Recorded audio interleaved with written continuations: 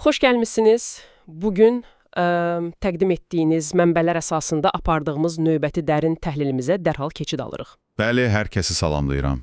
Bugünkü missiyamız əslində çox spesifik, amma bir o qədər də necə deyərlər, qəribə bir sualın cavabını tapmaqdır. Yəni, fərqli bədən quruluşları standart sənaye dizaynları ilə toqquşanda nə baş verir? Aha, bu həqiqətən də çox maraqlı və biraz da ağrılı bir mövzudur. Tamamilə.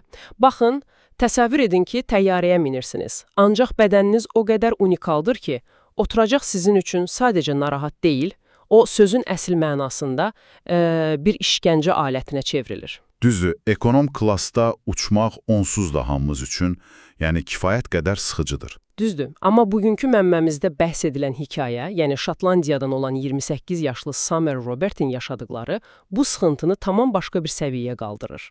Hə, çünki bu sadəcə bir sərnişinin giləygüzarı deyil də, bu bütöv bir sənayenin riyazi bir illüziyaya necə tabe olduğunun canlı göstəricisidir. Və detallar adamı həqiqətən təəccübləndirir.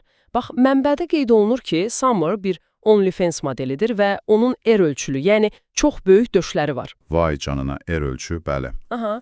Və o təyyarəyə minəndə, yəni standart təhlükəsizlik kəmərləri, qolçaqlar, ümumiyyətlə o kiçik məkan bu bədən quruluşuna heç cür uyğun gəlmir. Heç cür. Yəni bu sanki böyük bir kvadratı balaca bir dairəvi dəliyə zorla sıldırmağa çalışmaq kimidir. Bax, tam olaraq belədir. Səyahət onun üçün bir yerdən başqa yerə getmək yox, bir növ dözümlülük testidir. Amma mən bir şeyi anlamaqda çətinlik çəkirəm. Nəyi? Yəni, bu mənə bütün bir şəhər üçün yalnız 42 ölçülü ayaqqabı istehsal etməyə bənzəyir. Bəli, əhalinin bir qisminə tam olacaq, amma... Amma qalan yarısı axsiya-axsiya gəzəcək. Öz dizaynlarını bu qədər dar bir qəlbə çalır. Yəni, alternativ düşünmək bu qədər çətindir. Sənin gətirdiyin o ayaqqabı analogiyası əslində problemin təməl mexanizmini çox yaxşı izah edir. Bax, sənaye dizaynında, xüsusən də aviasiyada hər şey riyazi orta statistik göstəricilərə əsaslanır. Orta statistik? Yəni, necə? Yəni, şirkətlər kütləvi istehsal zamanı xərcləri optimallaşdırmaq üçün bir qrafik cızırlar. Və yalnız o qrafikin tam ortasındakı xəyali orta insana uyğun oturacaq dizayn edirlər. Aha. Deməli, kənarda qalanlar onları maraqlandırmır. Tamamilə. Qrafikin uclarında qalanlar, yəni statistik kənarlaşmalar sistemi heç maraqlandırmır. Paradoks isə bilirsən nədir? Nədir?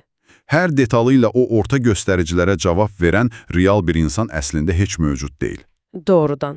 Yəni, deyirsən ki, sənaye əslində heç kimə tam 100% uyğun gəlməyən bir xəyal üçün dizayn verir. Bədən quruluşları dəyişir. Son illərdə hətta modifikasiyalar, plastik əməliyyatlar artır.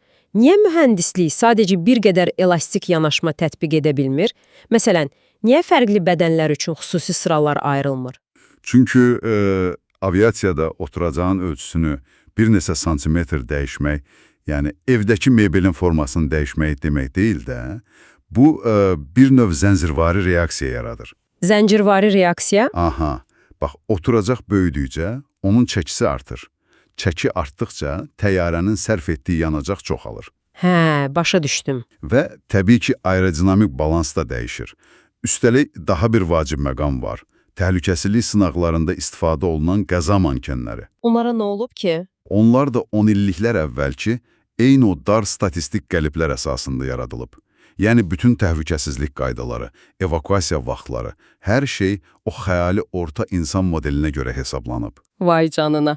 Deməli, Summer kimi fərqli fiziologiya sahib olan insanlar bu sərt mühəndislik tənliyinin tamamilə xaricində qalır. Tamamilə xaricində qalır. Sistem onları görmür. Yəni, məsələ təkcə komfort deyil, həm də köhnəlmiş bir infrastrukturun yeni reallıqlara adaptasiya ola bilməməsidir. Düzdür. Buradan çıxarmalı olduğumuz əsas nəticə çox aydındır. Summer Robert'in hekayəsi bizə fiziki dünyamızın hər kəs üçün bərabər dizayn edilmədiyini sübut edir və standartdan kənara çıxanlar üçün adi bir səyahət belə, yəni həm fiziki, həm də psixoloji sınağa çevrilir. Və bu bizi daha böyük, daha qlobal bir sualla üz-üzə qoyur.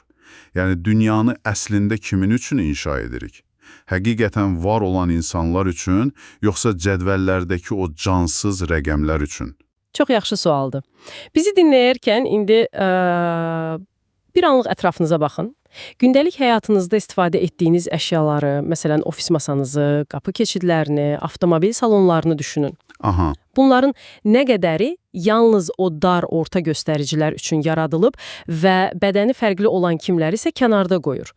Bəlkə siz özünüz də hansısa mənada o qrafikin kənarında qalmısınız, sadəcə artıq o diskomforta, necə deyərlər, öyrəşmisiniz. və düşünün, əgər gələcəkdə bədən modifikasiyaları və fiziki fərqliliklər cəmiyyətdə indikindən daha da çox artarsa ki, artmağa doğru gedir, biz bütün bu fiziki dünyamızı necə yenidən dizayn etməli olacağıq? Həqiqətən, çox provokativ bir düşüncədir. Bəlkə də gələcəyin ən böyük problemi kosmosu fəth etmək və ya uçan maşınlar icad etmək yox, sadəcə olaraq hər kəsin rahat sığışa biləcəyi universal bir oturacaq yaratmaq olacaq. Tamamilə razıyam. Ən böyük innovasiya bəlkə də elə bu olacaq. Öz xəyali qəliblərinizdən kənara çıxmağı unutmayın. Növbəti dərin təhlilimizdə görüşənədək.